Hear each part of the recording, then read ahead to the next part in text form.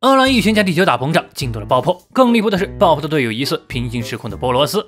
哈喽，我是麒麟。异军城重置版第209话总算是更新了。恶魔形态的饿狼和其余的大战破坏力是越来越惊人。上一话还是一拳打爆火山，这一话直接将地球都给打膨胀了，连爆破的神秘小队都给吓出来了。甚至其中一老哥简直和波罗斯长得是一毛一样。难道说平行时空的设定真的要被坐实了吗？好了，废话不多说，赶紧一起来看看这劲爆的一话究竟讲了些什么吧。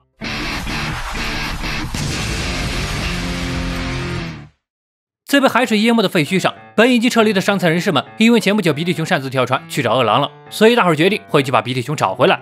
船才刚靠岸，瓦格玛就被吓得鬼叫了起来，岸边好像有一具被淹死的尸体，还以为是没来得及逃掉的居民，死状也太惨了吧。塞金加尔还贴心的捂住了瓦格玛的眼睛，无证骑士几人甚至都开始给人超度了。结果将尸体捞起来一看，原来这是诸神啊，看那状态好像也并没有什么大碍。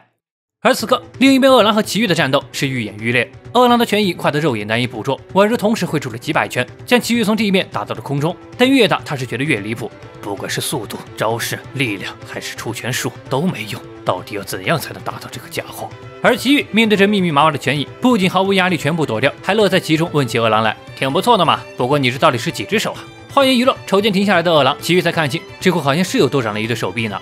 饿狼各种方法都试过了，实在是拿奇遇没办法。既然出拳术也没用，那就直接上大招了。只见他双手突然推在奇遇身前，整个身子都往下一压，另外2只手臂也没闲着，迸发着火光。下一刻就光芒大涨，往后一发力，整个人都宛如台喷射机，将奇遇径直推向了地面。狰狞的面目发出怪物般的怒吼，带着奇遇狠狠地撞向了地表。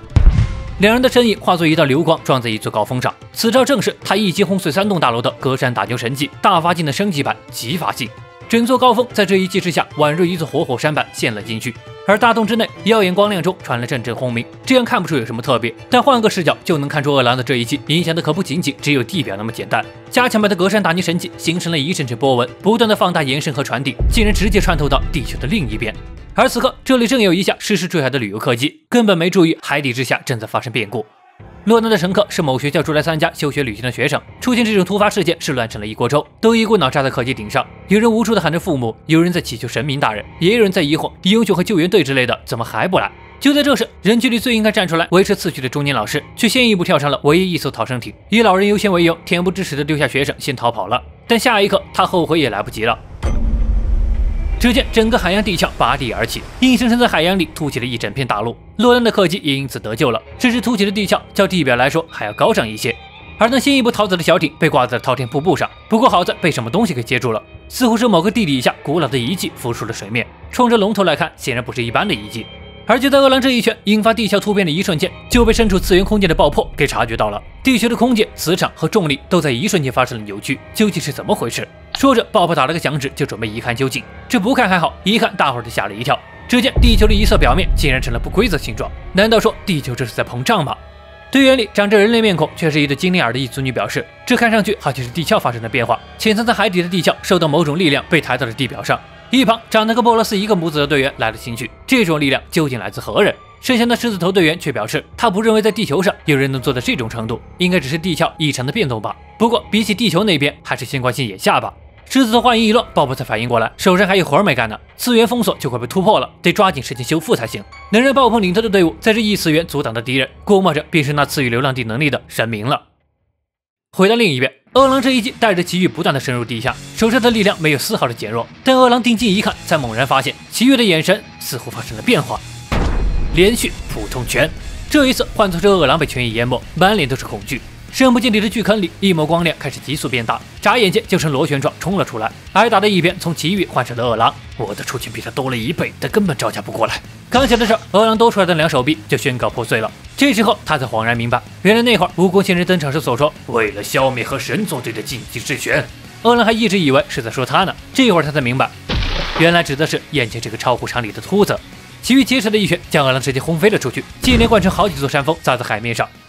刚才还威风凛凛的饿狼像个水漂一样在海面上滑行了一段时间才停了下来，安静地躺在海面上，被激起的水花像是雨点般打在身上。这一刻饿狼才真正的放弃了战斗姿态，大口喘着气儿。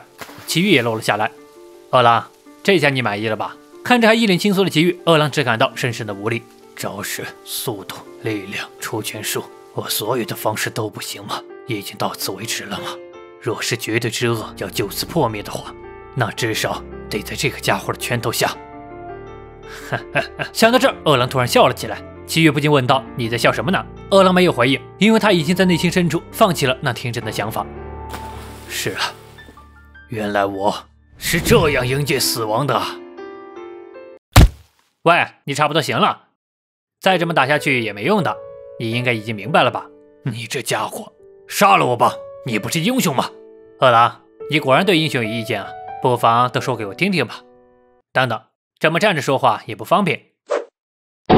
站着说话不方便，那就进屋来好好谈谈人生理想。此刻的二郎撇开这大坏头的模样，活像是犯了错被家长凶的孩子。劲爆的一话到这里就结束了。在这一话里，村井老师接二郎的惊天一拳，又引出了爆破小分队的情况，并且还给每一位队员都录了正脸。别的先不谈，这和波罗斯一个模子出来的兄弟，猜的没错的话，应该是和波罗斯脱不了干系的吧？那究竟是平行时空的波罗斯本尊，又或是和波罗斯同一种族的兄弟？总之，不管怎样，不是敌人，那就算不得重要角色了。更大的伏笔还得是他们一直抵挡的次元之外的神明或是其他东西。还有那浮出水面的龙头仪器又是个什么玩意儿？也不知道是村田老师一时兴起，还是早有规划。反正对于我个人来说，是非常喜欢这种伏笔的。挖的坑越多，我就越期待。当然前提是后期能有个合理的填法。好了，喜欢本期视频的别忘了关注和订阅哦，这里有最新的一拳更新消息，主页还能找到一拳原作版的解说。那么本期视频到这里就结束了，我是秦，我们下期再见。